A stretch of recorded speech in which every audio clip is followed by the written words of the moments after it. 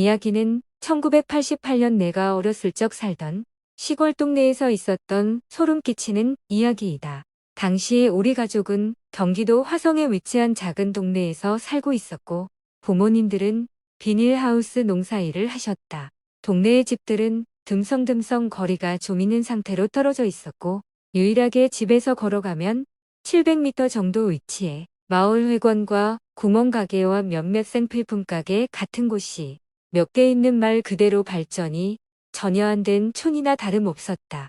하지만 아이러니하게도 그 당시 동네에는 아이들은 많이 있었고 그러다 보니 자연스럽게 형, 동생, 친구할 거 없이 시간이 날 때마다 자주 모여 놀러 다니곤 했다. 가까운 근처의 아이들은 직접 찾으러 오기도 했지만 어지간하면 마을 회관이 있는 중앙공터로 가면 아이들이 늘 있었다.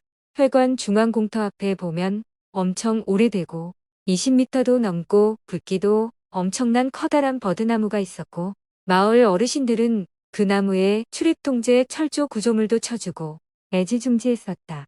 동네 아이들은 학교를 갔다 와도 중앙공터로 가서 놀고 방학 기간에도 중앙공터로 가서 만나서 어딜 가고 그냥 놀자판이었었다.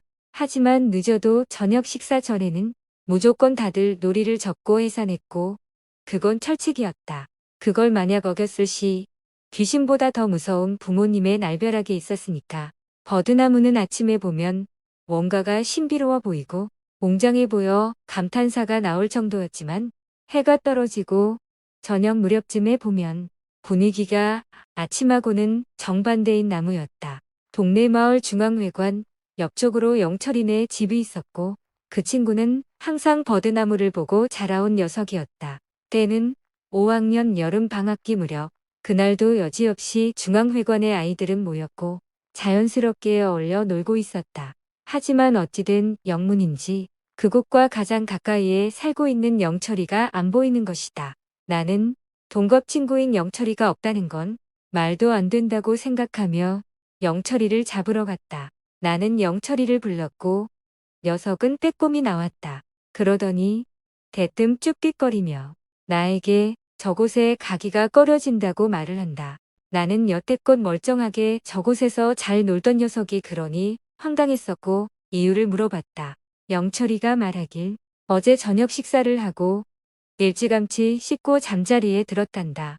그렇게 자고 있는 도중에 안 좋은 꿈을 꾸는 바람에 놀라서 깨게 됐다고 한다. 시계를 보니 11시가 조금 넘은 시간이었고 나와서 냉장고에서 보리차를 한 잔 들이키고 평범하게 다시 자러 가려고 했단다. 하지만 무의식적으로 버드나무 쪽이 밝아 보이길래 쳐다보니 반딧불이들이 모여있는 것처럼 초록색 원형빛들이 빛나고 있었더란다. 그 광경이 너무나 신비롭고 아름다워 보여 자기도 모르게 버드나무 쪽으로 갔다고 한다.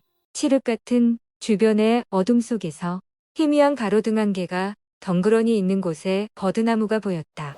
버드나무에 다가가는 중에 여름인데도 불구하고 갑자기 스산한 바람이 불어 나뭇잎의 마찰 소리는 소름 끼치고 거슬렸지만 가까이 다가갔다고 한다.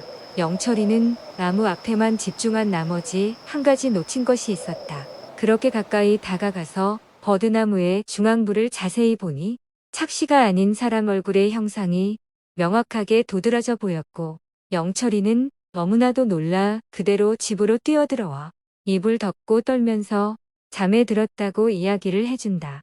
나는 진지하게 말을 하는 영철이의 이야기를 묵묵하게 다 듣고 야심한 밤의 버드나무에 대해 호기심과 흥미가 생겼다. 나 역시도 버드나무가 아침 때하고 해가 떨어졌을 때하고 분위기가 확연히 달라 신경이 쓰이던 참이었던 터라 날 잡아서 호기심을 해결하기 위해 때를 기다리고 있었다. 그리고 무엇보다 영철이가 두려움에 떨며 이야기하는 것을 보며 나로서는 더욱더 조사를 안 해볼 이유가 없었다. 그렇게 야심한 밤에 나갈 수 있는 때를 기다리며 몰래 후레쉬를 들고 나갈 수 있는 날이 찾아왔다. 조심스럽게 화장실을 가는 척하며 집에서 빠져나온 나는 곧장 버드나무가 있는 곳으로 종종 걸음으로 향했다. 버드나무 근처에 당도하자 뜬금없이 스산한 바람이 휘익 불어대며 버드나무 가지가 심하게 움직이는 것을 느꼈다. 하지만 그때까지 나는 앞으로 졸도할 상황을 전혀 알지 못하고 오롯이 나무의 사람 얼굴 형상이 나타나는가에만 집중하며 다가갔다. 그렇게 버드나무 앞에 다가가서 명확하게 후레쉬를 비춰보고 중앙부를 살펴보았다. 확실히 영철이가 말한 대로 사람 얼굴의 형상을 하고 있는 듯했고 아침하고는 달랐었다. 나는 한편으로는 무서움도 있었지만 신기한 것이 더 컸기에 무서움은 그다지 들지 않았다. 그렇게 나무를 둘러보며 여기저기 관찰을 하고 있는데 바람이 기괴한 소리를 내듯 휙휙 불어왔고 그때마다 나뭇잎에 바스락거리는 마찰 소리는 점점 더 커져갔다. 나는 점점 커지는 바람 소리와 나뭇잎의 기괴한 마찰 소리가 신경이 쓰여 후레쉬로 위를 비춰봤다. 20m 이상 높이의 풍성한 나뭇잎들 사이로 처음엔 잘 인지하지 못했지만 이내 나는 그러한 상황을 알아차릴 수 있게 되며 너무 놀라 기절을 하게 된다. 나무 위쪽 이곳저곳을 살펴보는데 처음엔 긴가민가 했었다. 나무 위쪽 큰 가지 쪽에 하얀 미스테리한 형체들 여럿이 나뭇가지와 나뭇가지를 타고 이동할 때마다 바람과 함께 나뭇잎의 마찰 소리를 내는 것이었었고 그러다 그중 한 형체가 순간 갑자기 내 얼굴 바로 앞으로 쏙 하고 나와서 나를 빤히 관찰하고 있는 것이었다. 나는 그런 갑작스러운 상황에 이 세상 것이 아닌 것과 바로 얼굴 앞에서 대면한 것에 너무 충격적이고 놀라 그대로 기절을 하게 되었고 아침동이 틀 때까지 그곳에서 기절한 채로 있다 깨어나게 된다. 그래도 나는 대범한 편이라 아침에는 그곳에 가서 아이들과 놀았지만 절대 해가 떨어진 후로는 그곳에는 가지 않았다. 나는 이런 일을 겪은 걸 동네 친구들에게 넌지시 말을 해주었고 나처럼 호기심과 궁금증이 있던 아이들 상당수는 상황을 보러 간 아이도 있었다. 그렇게 가서 공포스러운 경험을 한 몇몇 아이들 중 기가 약한 철민이는 굉장히 안 좋은 상황까지 갔었고 얼마 지나지 않아 이곳을 떠나게 된 상황까지 발생하게 되었다.